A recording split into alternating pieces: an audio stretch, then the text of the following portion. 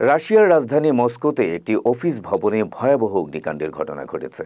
এতে কমপক্ষে ৮ জন নিহত হয়েছেন। ২৪ জুন সোমবার রাতে এক প্রতিবেদনে এ তথ্য জানায় ব্রিটিশ সংবাদ মাধ্যম বিবিসি। প্রতিবেদনের তথ্য অনুযায়ী নিহত ৮ জনের মধ্যে ২ জন জানালা দিয়ে বাঁচার জন্য ঝাঁপ দিলে নিচে পড়ে নিহত হন। ঘটনাটি নিশ্চিত করেছেন আঞ্চলিক গভর্নর আন্দ্রে ভরোভিভ।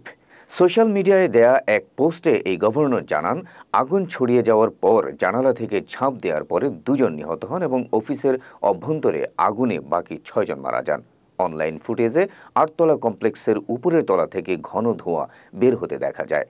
রাশিয়ার জরুরি মন্ত্রণালয়ের কর্মকর্তারা জানান ১৩০ জনেরও বেশি অগ্নি নির্বাপক কর্মী এবং ২টি হেলিকপ্টার আগুন নেভানোর কাজ করে। তবে ঠিক কী কারণে আগুন লেগেছে তা তাৎক্ষণিকভাবে জানা যায়নি। অগ্নিকাণ্ডের ঘটনায় তদন্ত চলছে বলে জানিয়েছেন স্থানীয় গভর্নর আন্দ্রে ভরোভিভ।